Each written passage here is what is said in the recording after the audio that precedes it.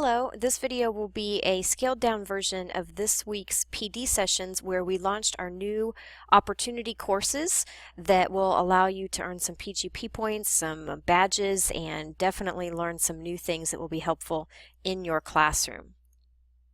This video is for anyone who missed PD this week or somebody who just wants to get a recap of that information. The first thing is that I want to make sure you know what my priorities are for your professional development. The number one thing is that I want it to be differentiated. This has always been my goal, and we've been constantly moving towards more and more differentiated PD as we've been able to. In the beginning, we had to do things a whole group, but now we're at a point where everyone really needs something different. We have everyone at different skill levels and learning paces, of course, as well. So we're constantly moving towards providing better differentiated PD. Another big goal of mine is to make sure that whatever we're learning about in PD results in implementation. I don't want you to just come and hear about something and say, yeah, that's nice, and then it never impacts your classroom or is beneficial to you. So it has to result in implementation. It needs to be aligned with our district vision, of course. I want to grow teacher leaders that can become kind of the experts in each building, people with experience in something, even if they don't know all the ins and outs of it, but that can help other teachers along the path as well. I definitely want to foster independence to help you become a little more self-regulating in your professional growth, that you know places you can go to get information, you can work your way through tutorials and trainings a little more independently. Now, that's not to say I'm not going to support you and give you what you need along the way. Some of you definitely need a little more hand-holding, and that's okay. But we want to always be moving towards you being able to learn these things on your own. And then the third thing, or the last thing, is to give recognition. This is going to be more accomplished in this rollout than anything we've done in the past, and I'm excited about that, to be able to recognize who has learned new things and give you a pat on the back for that, as well as PGP points that you can use to renew your license and all those great things. We just want to really make sure that we're promoting what is being accomplished. So some things we've done in the past to try and accomplish these priorities: we've had breakout workshops. Those have been great, but they require teacher leaders to help me lead those sessions, and then those people miss out on growing professionally as well. So it's not something we can do all the time. We've also done some one-to-one work days. Lately, those have been mostly used for curriculum writing and not so much learning about different tools. So that's not ideal either.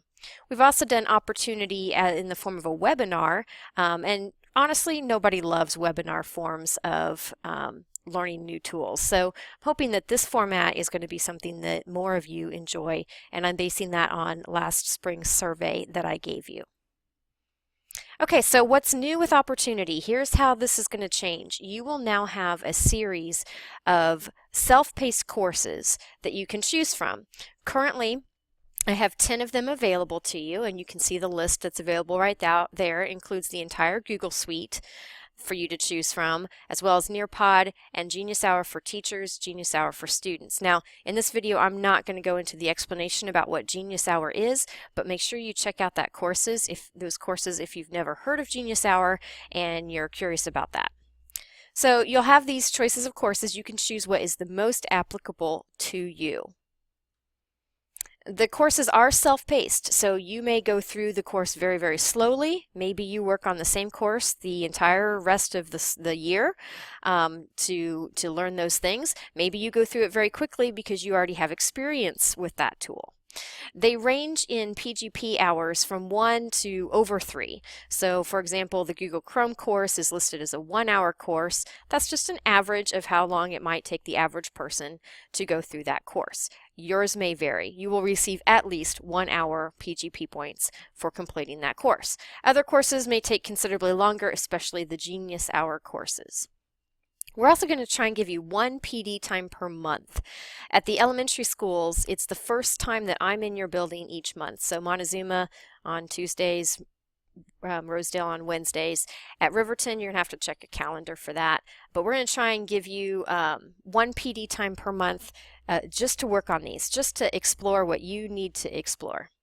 There will be a support room on those days that I am with you when you have opportunity time, and that room varies by building as well, but you can come there and work on your course where I am so that when you get stuck or frustrated, I'm right there to unstick you, unfrustrate you, and help you out. Also, recognition will come in the form of PGP certificates, like I mentioned, digital badges, and I'll show you in a minute what those are and what you can do with them, and also placement in our Hall of Fame. So a few things you need to know. There is going to be overlap between some of the courses, especially the Google courses, because once you've learned how to share a Google Doc, you also know how to share a Google Sheet and Google Slides. So there's a lot of overlap. So if you've already done one of those courses and you see familiar content in the next one, feel free to skim it. Make these courses your own. If it's something you're confident you already know a lot about, skim over it or skip over it. Other things you're probably going to need to spend a lot of time on. Also remember that in this format, you're going to be able to pause a video, go and try it, then go on to the next thing, so that you're maybe not getting so overwhelmed with lots of content in a short amount of time. Don't forget you have a pause button. You can also rewatch and restart things. If you think you've already proficient with a topic, make sure you do look through the course. There probably are things in there that maybe you don't know, and you may be missing out on a great aspect of the tool and you don't even know you are. So make sure you really do look through all the content, make sure you're implementing it fully to the extent that is listed in the course. Once you do that, you can go ahead and complete the form. So some of you may only end up spending 10 or 15 minutes on a course because you've already been using it to a great extent and you really are already proficient.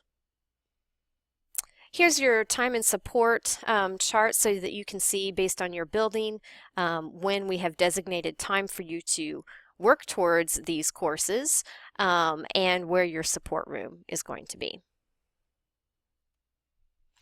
Okay, so how do we get to this stuff and what does it look like? So on your Symbaloo, I have added a button that says PD, and you'll be able to click on that. You can also go to awakenlearning.net/PD, and you can bookmark that, make it easy for you to access that again in the future. So let's go there now and take a look at one of these courses.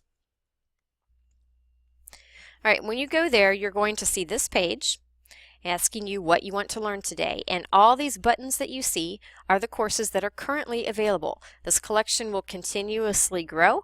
I'm working on another course right now, and hopefully I'll have that released on Monday. So you can come in here and decide what's going to be the best place for you to work on. If you're just totally at a loss, you don't know of which of these things would be beneficial to you, you can always click on a course and see some information about it, and I'll show you that in a second. But if you really just don't know where to start, I'm going to recommend the Chrome course. It's the smallest course I have available for you so far. It's only averaged out to 1 hour, and everybody uses a browser. And hopefully you're using Chrome. So this would probably be my recommendation for you if you're just not sure where to start. I want to show you the Google Drive course to give you kind of an overview of what the anatomy of a course is and what you can expect to see. So we'll click on that button. Here's what it looks like. The courses always start with a little explanation of what the tool is. So if you have no experience with it at all, you at least can find out what it's about. And then the next section is always going to tell you how you can use it to enhance and transform your classroom, because the bottom line is if it doesn't enhance and transform your classroom, it's not worth you learning about. So there's some good information there about that. I'm going to try and give you some educators' reviews, other teachers who have used this with students in a classroom.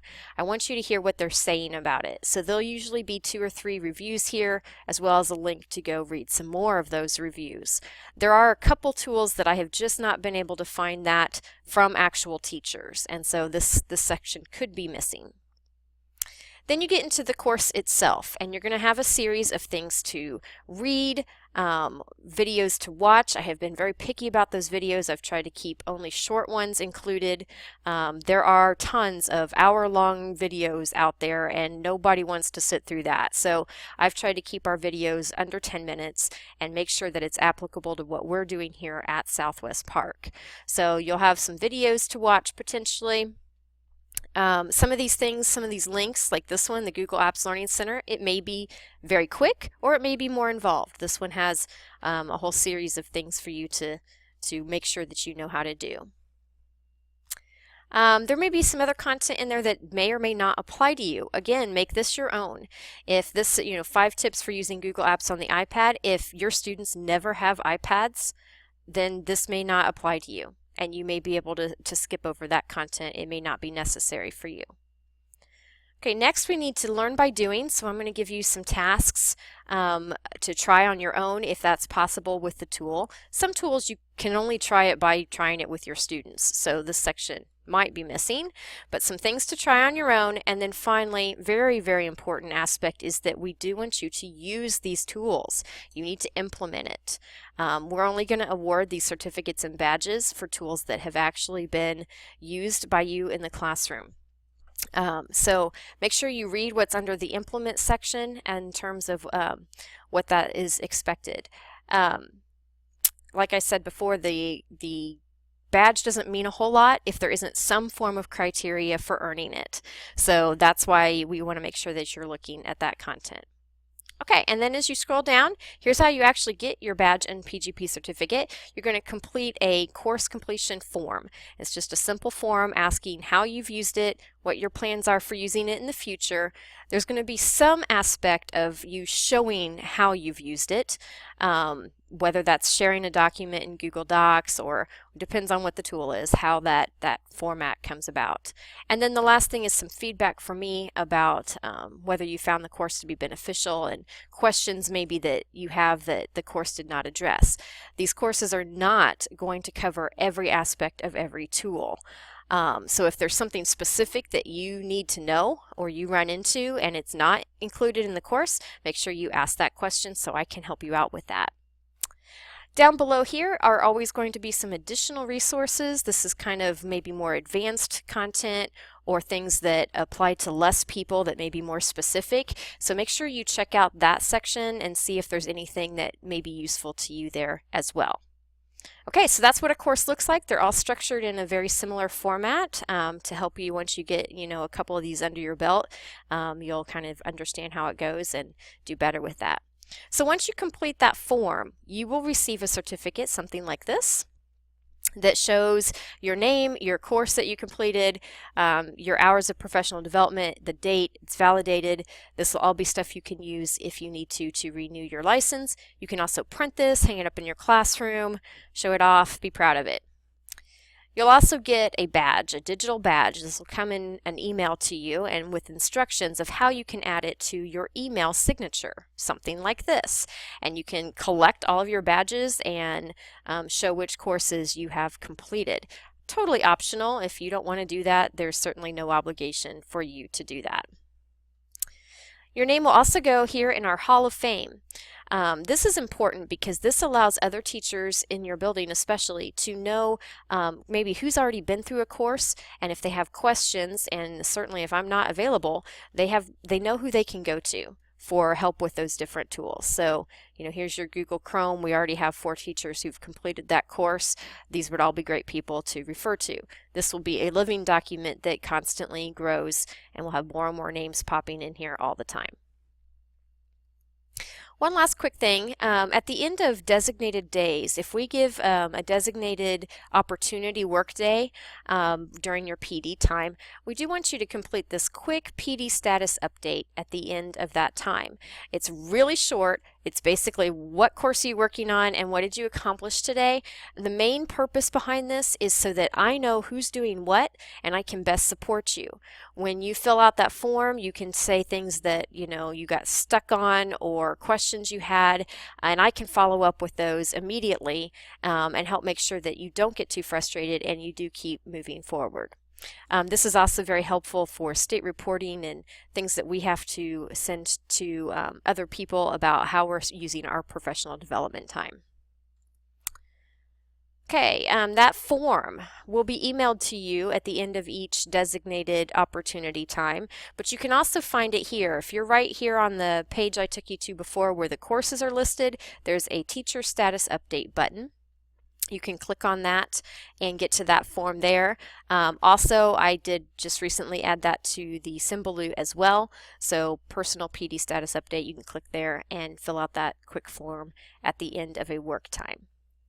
If you have any questions, please don't hesitate to reach out to me. I would love to help you keep moving forward and learning new things.